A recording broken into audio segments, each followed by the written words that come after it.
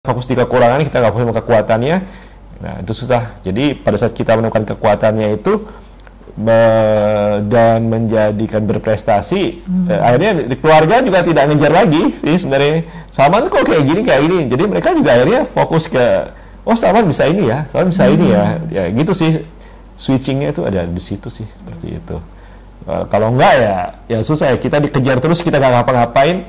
Terus dikejar Salman nggak bisa ini ya, nggak bisa ini. Lama-lama kita belum turun-turun. Terus dikasih wejangan gitu, harusnya sama. Padahal kan sebenarnya kan sukses atau tidak orang kan sebenarnya kan nggak perlu sama kan. Dunia ini kan nggak homogen kan, tapi kan berbeda-beda kan. Jadi kalau memang Salman bisanya di kekuatannya, strength-nya di otak kanan, di seni, ya kenapa kita harus pusing gitu loh.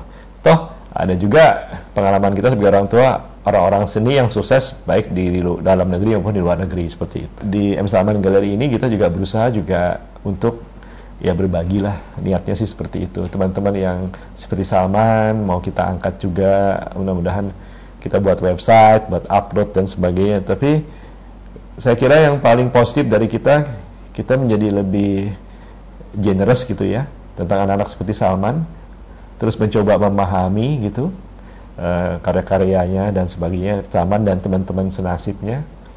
Kita lebih long vision baik dari karir, dari kesehatan, ingin dalam bahasa secara naluri kita ingin menjaga Salman selama mungkin.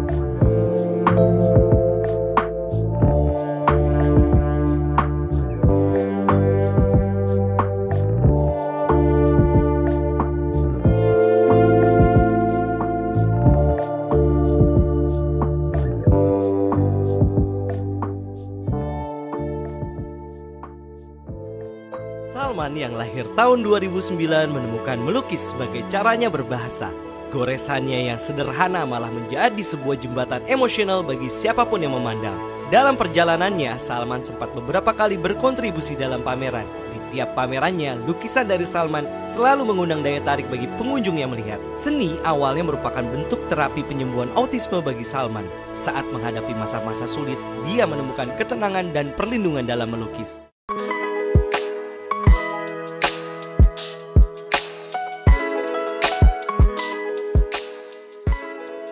Hi, my name is Raisa, the artist behind this artwork. Pottery has been a part of my therapeutic journey from autism for years. This is an original work I made by hand with all my heart, joy, and excitement. Saya Sofwan Farisi, orang tua dan ayah dari Muhammad Salman Farisi.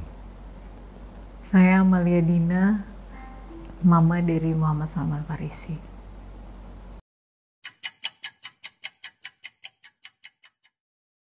Aku ngerasanya pada saat Salman umur sekitar 3,5 tahun ya.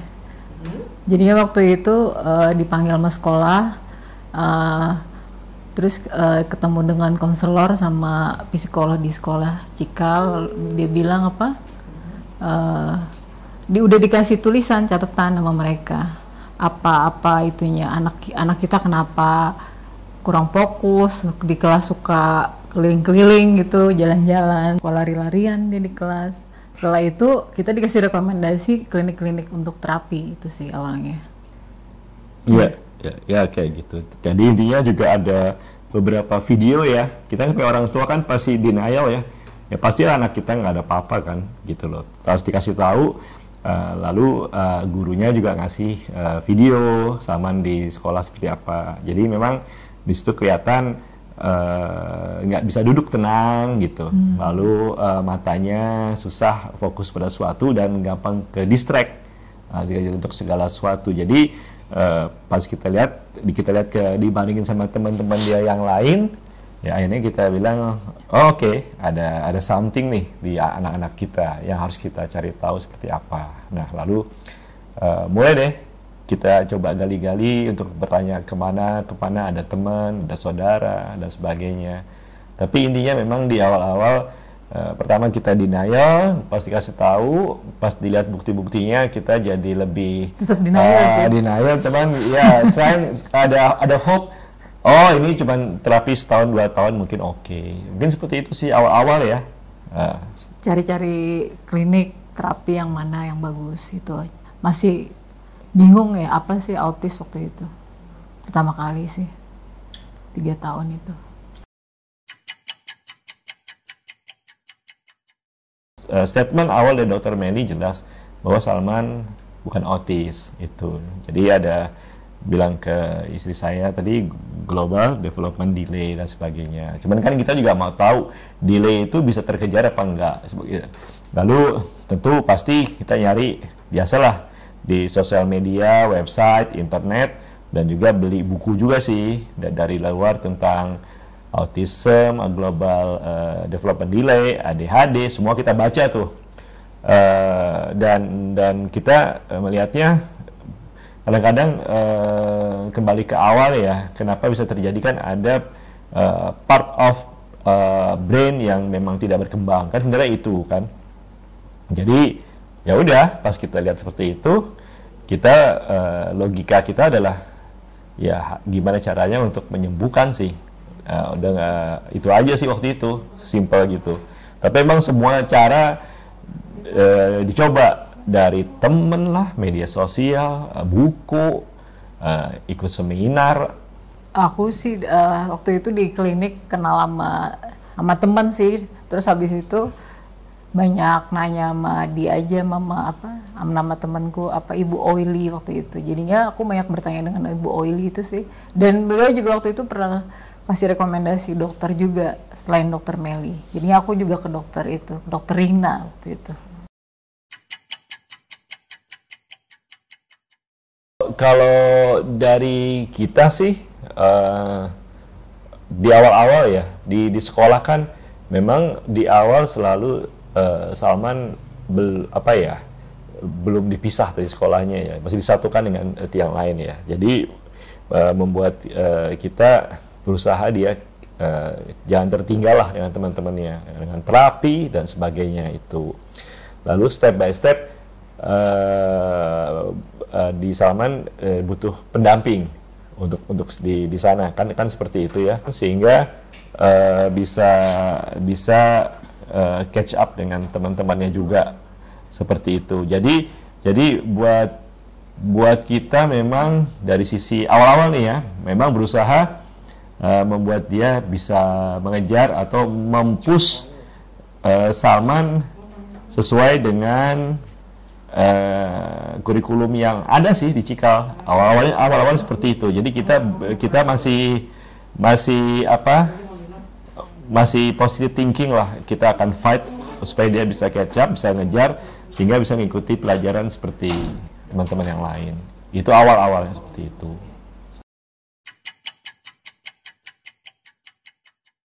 Banyak mengulang kegiatan terapi yang ada di klinik diulang lagi di rumah. Itu sih. Diulang lagi, terus berusaha disiplin ya, konsisten. Tapi ya kadang-kadang konsisten, kadang-kadang enggak, ya begitulah. Di awal sih denial juga ya. Jadi ada keluarga ngeliat ini sama kayaknya autis deh gitu kan. Iya, waktu itu pernah tuh dibilang gitu, tapi enggak gitu. Karena waktu itu pernah dia itu yang Mbak Klinik itu ya. Ini Salman kayaknya beda deh, Din, kenapa sih gitu. Tapi kita tetap aja kayaknya masih nggak mau mengakui ya gitu ya. Dan emang nggak menceritakan ini, mendeklarkan bahwa Salman itu sih nggak pernah ya deh. Iya, awal-awalnya sih memang seperti itu. Jadi tapi kan lama-lama kan kita kalau mau kita loncat ya, intinya kan ada satu titik kita membuat Salman harus jadi sesuatu kan gitu ya. Kalau seseorang sehingga ya udah. Jadi kalau kita lihat, kalau di awal menjelaskan Salman as is sebagai anak spesial need dan sebagainya, memang tidak secara gamblang kita jelaskan. Cuman mungkin akhirnya keluarga juga tidak nanyakan secara frontal juga sih, 1-2 kali awalnya oke, tapi awalnya pernah bertanya ya. Tapi akhirnya kita mereka akhirnya juga mafhum juga, mereka nggak ngejar juga, cuman karena kan di keluarga juga ada yang seperti ini ya, di keluarga besar ya, juga bukan Salman aja, mungkin ada 2-3 orang yang lain juga seperti ini. Jadi akhirnya kita juga ngelihat ternyata ada yang senasib, itu satu. Yang kedua, ada turning point-nya di kita, pivot point apa ya, menyadari bahwa sebenarnya kita kan nggak perlu fokus sama kekurangannya, kan itu kan intinya di situ turning point-nya. Nah akhirnya pada saat itulah secara step by step kita mulai fokus di kekuatan, di kekuatannya apa, kekurangannya sama kekuatan kita. Jadi kalau kita fokus di kekurangan, kita nggak fokus sama kekuatannya, nah itu susah. Jadi pada saat kita menemukan kekuatannya itu dan menjadikan berprestasi, akhirnya di keluarga juga tidak ngejar lagi sih sebenarnya. Salman tuh kok kayak gini, jadi mereka juga akhirnya fokus ke, oh Salman bisa ini ya, Salman bisa ini ya gitu sih. Switchingnya itu ada di situ sih, seperti itu. Kalau enggak ya susah ya, kita dikejar terus, kita nggak ngapa-ngapain, terus dikejar Salman nggak bisa ini ya, nggak bisa ini, lama-lama kita turun-turun. Terus dikasih wejangan gitu, harusnya Salman kesini, Din kesini, kan pusing ya. Tapi setelah kita melihat, menggali kekuatan Salman, akhirnya Salman berprestasi, akhirnya mereka kan udah nggak dilihat tuh kekurangannya Salman. Iya, saya kira sih itu sih. Karena alami sih, kalau di arisan keluarga pasti ditanya seperti itu. Tapi begitu ada sesuatu yang berprestasi, itu langsung hilang sih dengan sendirinya. Iya. Kita membayangkan seandainya Salman seperti anak-anak yang lain gitu ya, pasti kita juga dalam tanda kutip nih sebagai orang tua, ya saya lah gitu, mungkin semangat kerjanya satu-satu aja ya gitu ya. Oh udah yang lanjut ini tadi Salman begini, oh kalau gitu ya udahlah santai, tunggu kerja paling sampai umur berapa. Kita nggak, jadi forecast kerja kita tuh nggak akan sepanjang yang sekarang sih kalau menurut saya. Itu satu hal. Kenapa kita harus panjang kalau buat Salman? Karena kan kita kan mau meyakinkan bahwa kita bisa membimbing, menjaga dia menjadi lebih baik dan mandiri kan, sebenarnya itu aja kan harapan kita semua kan. Nah jadi dengan adanya Salman begini, kita menjadi lebih vision kita menjadi lebih panjang satu. Ya. Vision lebih panjang itu membuat kita menjaga apa ya? Kalau saya sih simpel sih, kan kita juga berusaha, Salman punya kelebihan, ya orang tuanya juga kelebihannya apa? Dari sisi di kantor lah, dari sisi sekolah lah, dari sisi apa, supaya pressure ke Salmannya juga, bapaknya atau ibunya begini loh, dan gitu. Itu yang saya kira itu salah satu kelebihan yang tanpa disadari membuat kita terpacu juga sih. Itu satu. Yang kedua, kita menjadi lebih berhati-hati dalam melihat seseorang ya. Jadi kayak Salman gitu kan kita kadang-kadang kita kan sekolah kan kadang-kadang kan masalah kata-kata sukses, pintar tuh kan sama rata ya. Orang pintar kalau misalnya fisika, matematikanya bagus gitu. Padahal kan sebenarnya kan sukses atau tidak orang kan sebenarnya kan nggak perlu sama kan. Dunia ini kan nggak homogen kan, tapi kan berbeda-beda kan. Jadi kalau memang Salman bisanya di kekuatannya, strength-nya di otak kanan, di seni, ya kenapa kita harus pusing gitu loh. Toh ada juga pengalaman kita sebagai orang tua, orang-orang seni yang sukses baik di dalam negeri maupun di luar negeri seperti itu. Kita juga nggak mau apa yang kita push ke Salman itu menjadikan beban buat dia, sehingga dia jadi stressful gitu.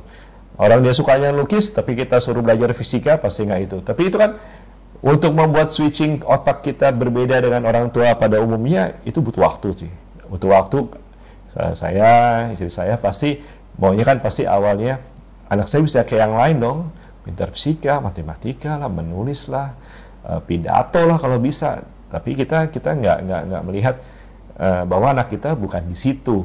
Itu satu. Jadi itu buat saya sih positif. Jadi lebih menghargai perbedaan itu tuh jauh lebih positif. Dan kita di Sanggar ini juga, di M. Salman Gallery ini kita juga berusaha juga untuk ya berbagilah, niatnya sih seperti itu. Teman-teman yang seperti Salman mau kita angkat juga, mudah-mudahan kita buat website, buat upload dan sebagainya. Tapi saya kira yang paling positif dari kita kita menjadi lebih generous gitu ya tentang anak-anak seperti Salman, terus mencoba memahami gitu karya-karyanya dan sebagainya, Salman dan teman-teman senasibnya. Kita lebih long vision, baik dari karir, dari kesehatan, ingin dalam bahasa serenaluri kita ingin menjaga Salman selama mungkin gitu. Itu sih positifnya, dan lebih ya kadang-kadang walaupun menyakitkan, kadang-kadang ya jadi lebih tahan banting aja. Ada orang ngomong A, B, C, ya oke aja mau diapain gitu. Tapi kita tunjukkan dia bisa begini loh, anak lo kan bisanya kayak gini, anak lo bisanya gini. Suatu yang nggak bisa dikomparasi apple to apple sebenarnya sih. Ya gitu. Apalagi? Apalah, kebiasaan anak-anak remaja sekarang lah. Kadang-kadang sedih sih, kok Salman nggak begini ya gitu, tapi ya nangis nih. Ya, tapi anak-anak kayak Salman kan menjadi dalam tanda kutip sama kita kan close ya. Close tuh kita misalnya kita belum pulang, dia udah nungguin di rumah. Tapi kok nggak bisa ngomong ya Bu ya. Kalau dari cerita teman-teman yang lain, mereka pulang dari kantor, anaknya nggak mau keluar kamar, udah asik dengan gadgetnya, dengan teman-temannya. Asal muasal semua adalah terapi kan. Asal muasal semua adalah terapi. Piano, musik, tapi kita lihat terapi yang bermanfaat dan bisa dijadikan andalan buat Salman untuk hidup. Thank you for watching and don't forget to like and subscribe.